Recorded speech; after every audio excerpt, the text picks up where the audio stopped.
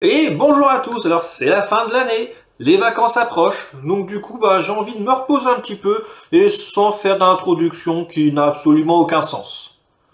Par contre c'est un peu terne, ah voilà, hop, allez c'est bon, il reste plus que Maria Carré et on s'y croirait. Bon ok, j'ai compris. C'est mieux non? Du coup aujourd'hui petit hors sujet parce que j'ai davantage vous parler d'un film plutôt que des jeux vidéo qui en découlent. Et d'ailleurs pour vous c'est quoi un film de Noël? Est-ce que c'est un film qui raconte l'histoire d'un Noël qui risque de ne pas arriver pour X raisons, mais que des personnes ou le Père Noël lui-même vont tout faire pour que le rêve de tous les enfants se réalise? Est-ce que c'est l'un des fameux films de Noël qui passe sur M6 l'après-midi où une jeune femme entrepreneuse qui n'a pas de temps pour elle tombe littéralement par hasard sur son ami d'enfance beau gosse qui lui passait par là alors qu'il livrait les sapins Noël pour la ville? Que absolument tout sépare, mais qui finiront quand même ensemble à la fin grâce à un scénario des plus ficelés et des plus passionnants.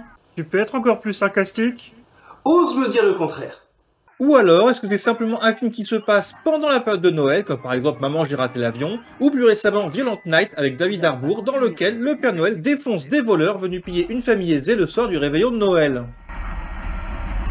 Ok, donc du coup celui-là je me le note pour l'an prochain, il a l'air beaucoup trop bien. Parce qu'aujourd'hui, on va parler d'un film qui fait partie de la troisième catégorie, qui est sorti en 1984, hein, même moi j'étais pas né, c'est vous dire, et que j'aurais très bien pu sortir pour Halloween. Donc si jamais vous êtes sensible, vous pouvez arrêter la vidéo maintenant. Je veux bien sûr parler des Gremlins. Il est là. Le film commence par la voix off du personnage de Randall Petzer, se présentant lui-même et nous avertissant que l'histoire qu'il a racontée n'est pas comme les autres. De passage à Chinatown pour tenter d'y vendre ses inventions et peut-être trouver un cadeau pour son fils, il est guidé par un jeune garçon qui l'emmène au magasin de son grand-père. Après avoir fait le tour de la boutique d'antiquités, il s'adresse au vieux sage, au vendeur, et lui présente sa dernière invention. Mais il y en a un que vous n'avez pas. Et qu'est-ce que c'est? Je vais vous montrer, je l'ai justement sur moi. Je suis inventeur, je l'ai fabriqué. La salle de bain de poche. C'est l'invention du siècle, mes amis. Ou plus communément appelé trousse de voyage, dans lequel on peut également mettre beaucoup de choses, comme du dentifrice, un peigne, un manga, une bouteille d'eau, un mini sapin de Noël, une poêle, un katana. J'ai jamais mis de dentifrice et une peigne dans mon truc. Vous avez oublié de vous brosser les dents. Votre haleine sent aussi mauvais que celle d'un dragon. Souffle du dragon, antiquaire chinois. Ça va, vous l'avez? Appuyez sur ce bouton. Après une démonstration des plus concluantes, Randall est interpellé par un bruit dans la boutique et se dirige vers sa source. C'est alors qu'il découvre un mogwai et malheureusement pour nous et pour faire durer le suspense, il faudra patienter pour le voir. Fasciné par ce dernier, Randall souhaite l'acheter pour l'offrir à son fils pour Noël, et malgré beaucoup d'insistance et de billets alignés, le vieux sage refuse et c'est son petit-fils qui va finalement lui donner car... Qu'est-ce qu'il a dit? Il est fou. Le jeune garçon ajoute à cela 3 règles absolument primordiales qu'il lui faudra respecter pour s'occuper du mogwai, à savoir qu'il ne doit pas être exposé à de la lumière, qu'il ne doit pas être mouillé et surtout, le plus important, pas de nourriture après minuit. Et j'ai besoin de rajouter qu'en général, quand il y a des règles à respecter, dans 99% des cas, elles ne le sont pas. Du coup, tu viens de le faire? Merde. On se retrouve le lendemain dans la ville fictive de Kingston Falls et en plein préparatif de Noël. C'est donc l'occasion parfaite de faire la rencontre des différents personnages et notamment notre héros William Peltzer qui semble avoir quelques soucis moteurs ainsi que de son voisin Murray qui est pas très tolérant on va dire. Oh, je suis déjà en retard pour mon travail. C'est la nature étrangère, ça te laisse tomber dès qu'il fait froid. Ça arrive pas avec la mécanique américaine, on fabrique du solide chez nous. Tu vois mon chasse-neige? Ça fait 15 ans que je l'ai, pas un seul pépin en 15 ans. Et tu sais pourquoi? C'est un Kentucky Harvester. Et c'est pas une saloperie étrangère que tu trouves partout aujourd'hui, saloperie de bagnole étrangère. Elle va rester celle-là. Il décide finalement d'aller à son boulot à pied, et après une tension sexuelle plus que palpable entre William et sa collègue Kate, et si le film était sorti récemment, on jugerait que c'était fait exprès, Madame Deagle, charmante dame... Qu'est-ce qu'il a de bon ce jour? Arrive furieuse car le chien de William aurait cassé son bonhomme de neige en verre, et le menace alors de le récupérer pour lui faire des choses dont vous n'auriez même pas idée. Prenant peur, le chien attaque le premier et fait tomber Madame Deagle qui, de son magnifique jeu d'acteur, feint d'avoir mal tout en menaçant une nouvelle fois la pauvre bête. Je te jure que je t'aurai. Quand tu t'y attendras le moins. Madame, veuillez accepter nos excuses pour ça. Et voici du coup une technique très simple que vous pourrez réutiliser chez vous pour avoir toutes les faveurs de votre entourage. N'oubliez pas, la semaine prochaine, nous étudierons la mort de Marion Cotillard dans Batman. Le soir même, toute la famille est réunie et Randall en profite donc pour donner son cadeau à son fils, demandant de baisser les lumières, normal, et après un léger jumpscare, nous laisse découvrir enfin ce fameux Mogwai, désormais prénommé Gizmo. Et désolé, mais à titre perso, je le trouve beaucoup trop mignon. Les Gizmo, ça a l'air de lui plaire. Mais évidemment, comme toute règle se doit être brisée, la mère prend l'appareil photo et éblouit le Mogwai qui, effrayé, se réfugie dans les bras du père qui, à son tour, répète les fameuses 3 règles. Qu'est-ce qui se passe? Il déteste les lumières brillantes. Voilà, ça fait 24 heures, il aura fallu une journée pour briser la première règle, qui n'était pas si compliquée que ça à tenir. Vous sentez le coup venir?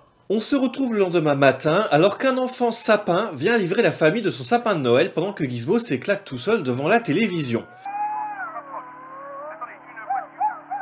Le jeune garçon et William montent alors dans la chambre pour se changer, suite à un incident d'une des inventions de Randall, et en profitent pour faire les présentations avec le Mogwai, qui, après un malencontreux coup de coude, renverse un verre d'eau sur la petite créature, qui se met alors littéralement à éjecter des boules de poils de son dos, laissant apparaître d'autres Mogwai.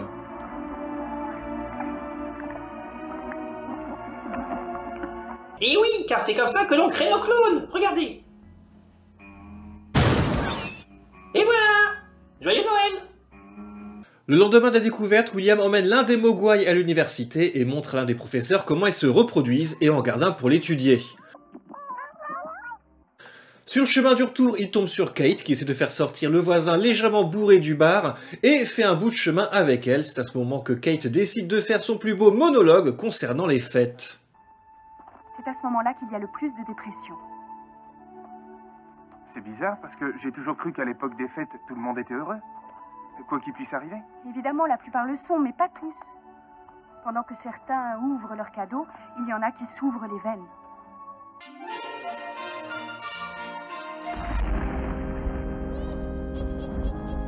Bon, ok, passons. Ce même soir, les Mogwai nouvellement nés semblent extrêmement affamés. William constate qu'il n'est pas encore minuit et va donc chercher de quoi les nourrir dans le frigo pendant que ceux-ci semblent manigancer quelque chose et dévorent la nourriture sous le regard dégoûté de Gizmo qui lui refuse. Au même moment, à l'université, le prof a fini de faire ses tests et laisse traîner un morceau de sandwich sur le bureau lors de son départ que le Mogwai s'empresse de récupérer et de manger. Et si j'insiste là-dessus, c'est que la troisième règle vient elle aussi de se briser 72 heures après l'arrivée de Gizmo, amenant ainsi l'apocalypse dans la ville.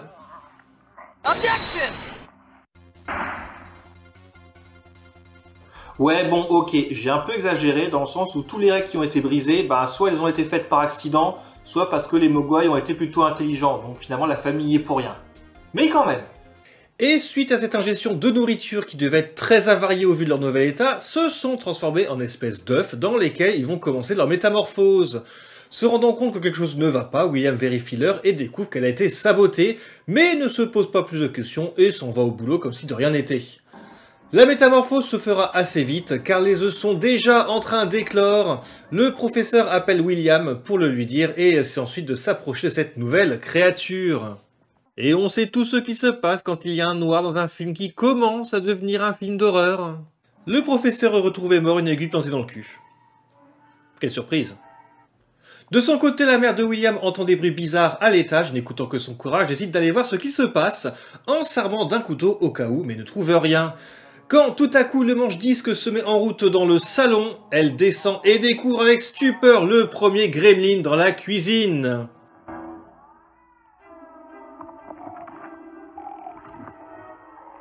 Attention, les images que vous allez voir sont d'une extrême violence. Si vous avez une phobie des cuisines sales ou en désordre, ne regardez pas la prochaine scène.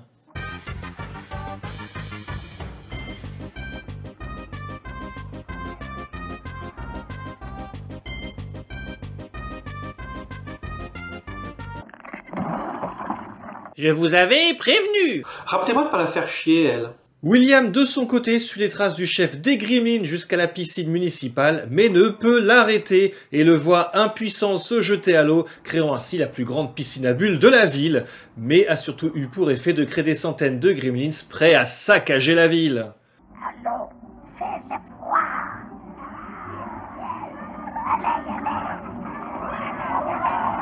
Oui, bon, ok, on est en 1984, donc effectivement, les effets spéciaux, bah c'est pas si mal.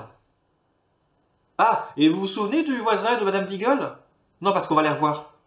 Parce que ce sont les victimes des Gremlins les mieux représentées. D'un côté, on a Murray qui rache son téléviseur en prétextant encore que c'est de la cagnotte étrangère, et va donc voir dehors si tout va bien avec l'antenne. C'est alors qu'il entend un bruit venant du garage et soudain son chasse-neige lui fonce droit dessus, piloté par les Gremlins. Il tente de se réfugier chez lui, mais hélas, cela ne change rien. Et on passe à Madame Deagle. Non, parce qu'en fait, on ne voit pas se faire écraser.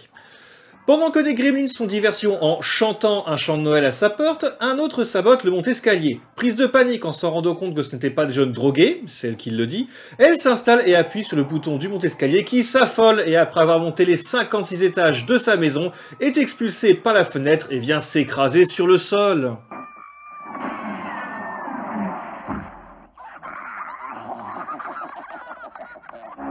Et c'est un nouveau record de lancer de personnages antipathiques.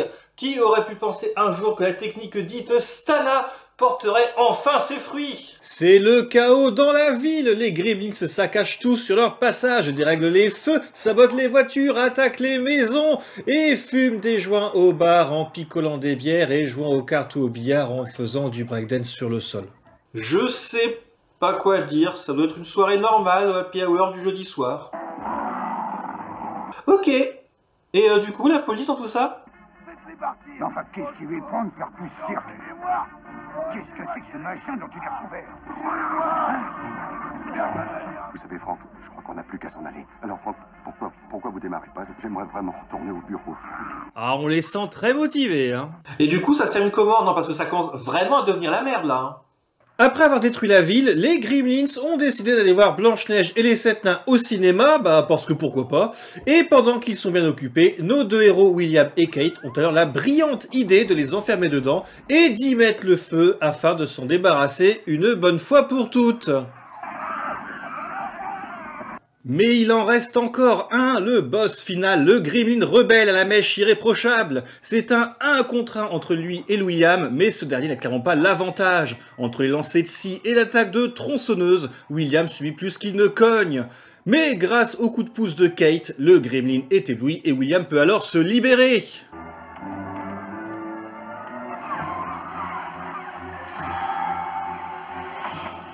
Le Gremlin n'a pas dit son dernier mot et dans un dernier élan fonce vers la fontaine pour tenter de se multiplier une nouvelle fois, mais c'était sans compter sur l'intervention de Gizmo qui conduit mieux que moi, arrive à ouvrir les stores et la lumière du soleil s'abat sur le Gremlin qui avait oublié sa crème solaire indice 50 et meurt une bonne fois pour toutes.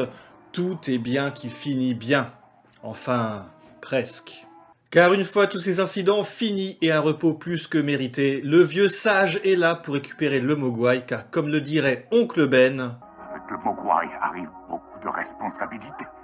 Et s'en va dans la nuit, laissant toute cette histoire derrière eux. On est d'accord qu'il est rentré par effraction chez eux. Enfin, la porte est restée ouverte, personne ne dit rien. Bon bah, c'est tout, c'est normal alors. Hein. Et c'était Gremlins, sans doute l'un de mes films préférés, qui, malgré le passage du temps, est encore largement regardable aujourd'hui. Et d'ailleurs, ce film a même eu une suite. Donc si jamais ce genre de hors-série vous intéresse, je me ferai un plaisir de vous en parler. Et avec ce film, il y a eu plusieurs jeux qui sont sortis 15 ans après, que je vais aborder très rapidement, et surtout je ne vais parler que des jeux en lien avec le premier film. Le premier jeu est sorti sur Game Boy Color, commence sur des images qui racontent le début du film et l'adoption de Gizmo, jusqu'au moment où ils se transforment tous en Gremlins, et c'est tout. Après ça, vous êtes jeté dans le premier niveau sans savoir ce que vous devez y faire. En me baladant, j'ai bien vu ces objets un petit peu différents, mais c'est tout. Concernant le gameplay, c'est un platformer très classique et Gizmo peut sauter, escalader ou flasher les Gremlins pour les dissoudre. Et sérieusement, l'animation de Gizmo est impeccable. Un an plus tard sort un nouveau jeu sur Game Boy Advance, Stripe vs Gizmo, et autant le jeu est très beau graphiquement, autant il est vite ennuyeux. Les mécaniques restent les mêmes que le premier jeu, vous devez récupérer un certain nombre de cadeaux par niveau que vous devez déposer au pied du sapin pour les terminer, et c'est tout. Il y a bien un mode où vous pouvez jouer le Gremlins, mais à part entarter les Mogwai pour les transformer, ce qui est un peu contradictoire avec le film, il n'y a aucune différence. Et surtout, ces à-coups de caméra, dès que vous avancez dans une direction, sont horribles. Et c'est tout. Je vous ai dit que ce serait rapide, hein. Il ne me reste plus qu'à vous souhaiter de très bonnes fêtes de fin d'année. Quant à nous, on se retrouve très vite pour de nouvelles aventures toujours plus incohérentes et avec des personnages écrits en 2 minutes. À tous, je vous souhaite un joyeux Noël.